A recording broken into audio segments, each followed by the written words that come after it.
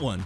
They rebuilt that in the 1950s out of a crumbled ruin, but would it surprise you to learn that there is a second Great Wall that has only recently been rediscovered and is still not popularized? You heard us correctly, guys. Wait till you hear this. In India, a Great Wall exists that has apparently been sitting in plain sight in the most densely populated country on Earth, but no one seems to have noticed.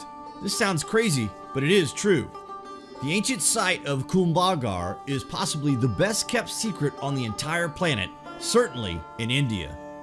This place is epic, consisting of a fort that is 23 miles long and encircled by a 50-mile-long continuous wall, making this the second most significant wall on Earth and only the one in China being more substantial in thickness.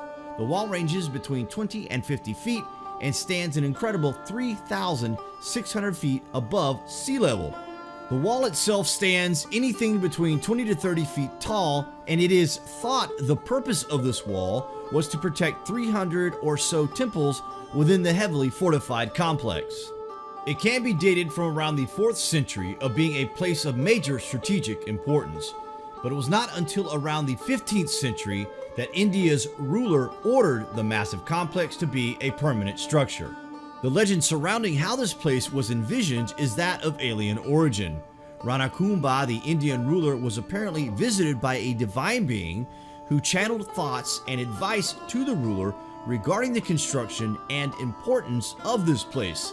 This sort of stories are very similar to other stories like the building of Angkor Wat or the invention of the iPhone, for example. There is always a story of a visitation, either contact or reaching a different realm during dream time. This place is largely still unknown despite its massive presence. No one really knows why this is.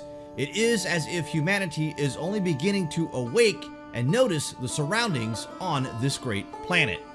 Taking around 100 years to construct, the wall brought great wealth to India. A fun fact about the huge complex being that in its heyday, it was brightly lit with thousands of candles at nighttime, allowing local farmers to work either day or night, or both if they chose. Just like most things we read about, we take information presented at face value, much like the claim that this place was constructed 500 years ago. But what if this was not the case? What if this place was 1,000 years old, 2,000 years old, 5,000 years old? How do we know for sure? Retired archaeologist Narayan Vyas is one of only a few people to carry out extensive research at this site over the past 10 years. His conclusion? The timeline of the building here is completely false. Vyas claims some of the temples alone are dating to the 9th century. In a recent interview with the Hindu Times, he says, "This could have been the border of the Parmar kingdom, referring to the Rajputs that dominated west central India between the 9th and 13th centuries. He suggests that the wall may have been used to mark their territory against the Kalatras. They fought a lot, and the wall was probably a Parmar effort to keep them out. Vyas also admits that this is just speculation for now, and that further research is needed in order to prove these theories to be historically accurate. All we need is evidence to confirm what we suspect, that we found the remnants of a 1,000-year-old realm. It makes sense this place is far older. Think about this. 500 years ago, they began building this mega structure. It took 100 years to complete, and then after a short period, it was completely abandoned? Come on now.